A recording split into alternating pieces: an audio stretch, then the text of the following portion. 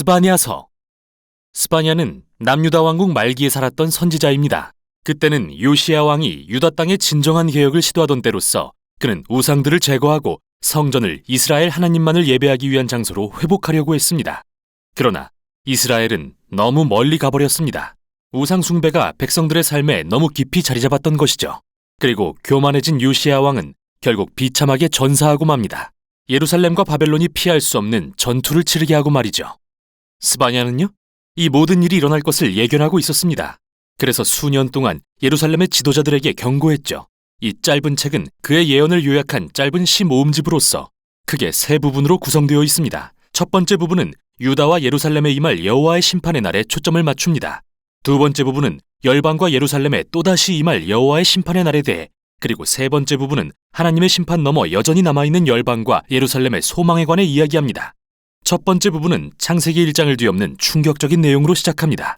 즉, 하나님이 지으신 선하고 질서 있는 세상이 무질서와 흑암과 혼돈으로 돌아가 다시 사람이 살 수 없는 곳이 되고 마는데요. 계속 읽다 보면 스바냐가 이런 강력한 시적 심상을 발전시키는 이유가 예루살렘이 어떻게 멸망하는지 묘사하기 위해서라는 것을 알게 됩니다. 온 성읍에서 가나안 우상들을 섬기던 모든 제단은 파괴될 것입니다. 불의를 일삼던 모든 지도자와 부당한 대출 거래가 이루어지던 모든 경제 중심지들, 이 모두는 성벽과 함께 사라지고 말 것입니다. 스바냐는 이처럼 마치 종말론적인 모습들을 통해 앞으로 일어날 일의 심각성을 표현하려 했는데요. 이들은 모두 예루살렘을 파괴하러 쳐들어올 큰 군대를 가리키죠. 여기서 흥미로운 점은 스바냐는 하나님이 심판을 위해 어느 군대를 사용하실지 전혀 언급하지 않는다는 겁니다. 사실 우리는 미가나 하박국 같은 다른 선지자를 통해 그게 바벨론이라는 걸 알지만 스바냐는 전혀 언급하지 않는데요. 그건 예루살렘의 흥망성쇠를 주관하시는 분이 하나님이심을 강조하고 싶었기 때문이죠. 그리고 바로 그 사실이 스바냐에게 소망을 줍니다. 예루살렘이 심판을 피할 수는 없겠지만 그는 이 첫 번째 부분을 맺으면서 그곳에서 주님을 찾을 겸손한 자들을 불러 모읍니다. 그리고 이들이 충성된 남은 자들이 될 것이라고 말합니다. 회개함으로 심판을 피할 수 있을지도 모른다고요. 두 번째 부분에서 스바냐는 시야를 넓혀 유다 주변 나라들까지 주목합니다. 블레셋, 모압, 암몬, 심지어 아수르까지 말이죠. 그는 그들 모두의 부패와 폭력과 교만을 질책하면서 그들 역시 모두 바벨론 앞에 멸망할 것이라고 예언합니다. 그리고 충격적인 사실은 이 부분 마지막에 예루살렘에 이스라엘 백성도 포함된다는 건데요.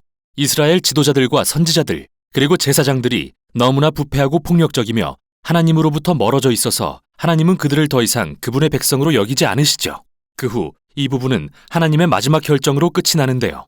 하나님은 예루살렘을 비롯한 모든 나라를 모아 그분의 불타는 진노를 쏟으시겠다고 하십니다.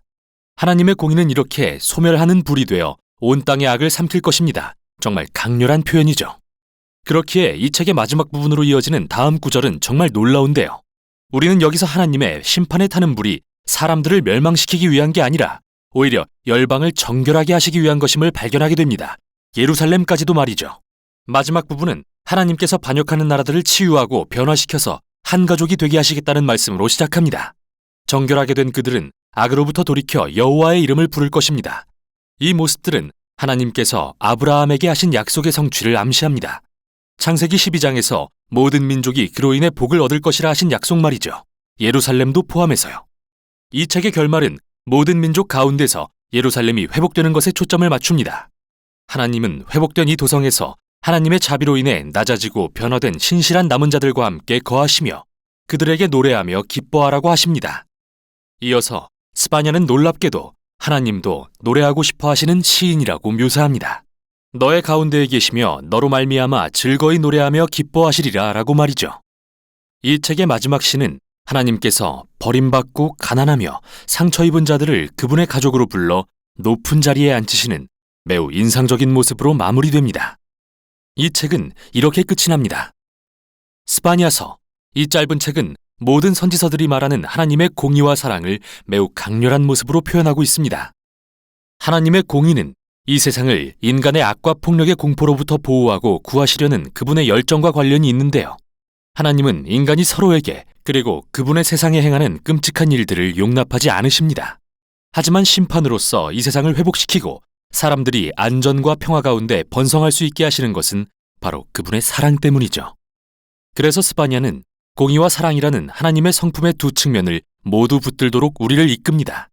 그리고 우리로 하여금 이 두 가지가 함께 세상에 소망을 품고 있음을 발견하기를 원합니다.